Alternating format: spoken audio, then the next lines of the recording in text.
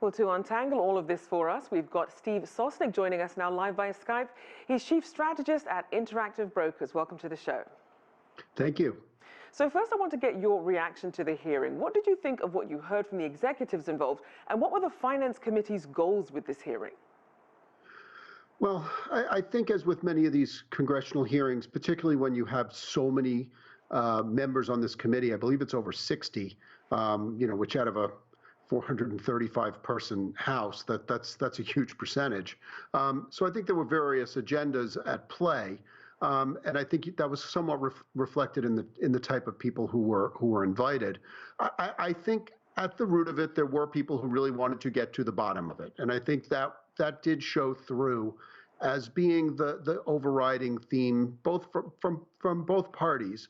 Though I think there were different attitudes of questions of what went wrong and why did it go wrong, and there was definitely some difference of opinions from the way the questions were being asked. But I was actually quite pleased with the fact that the majority of the questions definitely seemed germane to the discussion, and that was a good thing. A little unexpected. I expected a bit more grandstanding, quite frankly. So then let's break down the relationship between Reddit, Robinhood, and the trading firm Citadel in this GameStop saga. What were each of their responsibilities to markets as well as investors? Well, that's a lot to unpack. I hope we have time. Reddit, working our way up, Reddit it's a chat room, and we've seen this in markets forever, whether it was rumors in the coffee houses in Amsterdam and London, or guys standing under a buttonwood tree in New York. This has been going on forever. It's just that's the latest forum for this, and it's incredibly democratized because you have people logging in from everywhere. The big problem there, though, is it's anonymous, and it's very difficult to tell whose rumor is what and what their motivations are, and whether they're let's say genuine investment ideas kind of cross over into manipulation. That's going to be something that they're going to have to work out. Robinhood's role in this was they've along with various other brokers, and I would say us as well, have gone a long way to democratizing investing. Again, this is something that's been part of the evolution of markets. I would say the last great democratization before this was the late 90s, which in many ways resulted in the tech bubble. But you had, then you had the advent of web brokers and much lower fees. Now we have zero commissions and easy to use apps and fractional share trading. And so the combination of, and also right now, by the way, the combination of a lot of people getting stimulus checks and being at home, right.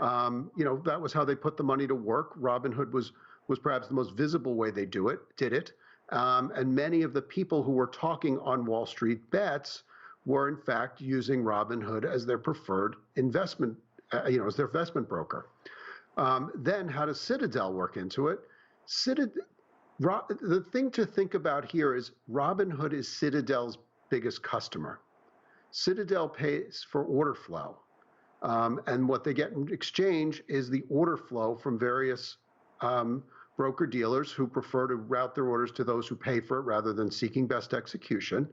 And we can get into the mechanics of this, and they did go some way into it, but it's a very, very complicated issue. But the bottom line is, think about it this way. If you're getting something for free, you're the customer. And so the order flow that the retail customers were providing was being routed from Robinhood. Citadel being their largest counterparty in terms of payment for order flow, right, was buying that order flow.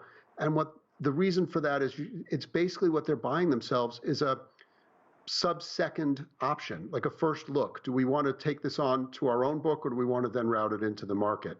And if you do that enough time with enough order flow and have enough experience algorithmically to know what kind of orders are working for you, you're willing to pay for that. So I just want to say, so then, given that this isn't actually illegal, then what have been the biggest criticisms on how this was all handled? Well, that's where the problem, that's the difficulty. Payment for order flow is not illegal. In many countries it is, and it certainly has an unseemly sound to it, but it's a feature of the market, and the order flow, those who pay for order flow are bound by the rules of best execution. So it's not to say that the individual customer is getting truly injured in any way. We can argue whether they should be seeking price improvement, but that's again a very complicated debate. But the problem you got into was we went from investor enthusiasm, let's look at a stock that might be undervalued. There was a genuine catalyst in the case of GameStop, where fellow Ryan Cohen, who was on the board of one of the people behind Chewy, joined GameStop, took a significant stake. That is the kind of catalyst that gets a stock moving, particularly when there's a large short interest. But via Reddit, it metamorphosized into something beyond let's all go in and buy this stock. Here's a good reason to buy it, which is kind of why they brought in the Wall Street kitty guy, although he didn't really say much other than talk up GameStop. But basically, that they hitched onto something, but it's like a snowball rolling downhill, growing in size, and it became an avalanche basically. Right. And what happened was the magnitude of the buying, the amount of stock that there was to buy, the increase in valuation of GameStop itself, the number of options that were outstanding on GameStop really began to threaten both Robinhood, the broker, and the clearinghouse itself. And so the clearinghouse needed to change the rules. And clearly that's what raised the red flags for government to have more regulation in this space. What can they do, though, to protect amateur investors? You know that Robinhood and some of these other platforms put sort of policies up there for these investors to sort of get a better idea of what they were getting into. If anything, just very quickly, what would some of these new rules potentially look like? Well, among them are, I think you've got to be a little bit more judicious about when you offer margin and the ability to trade options to customers who've never done so before. There are risks inherent in that. I think also a little sunshine in the area of short sales. Short interest is reported every 2 weeks by the exchanges, and even then on a lag.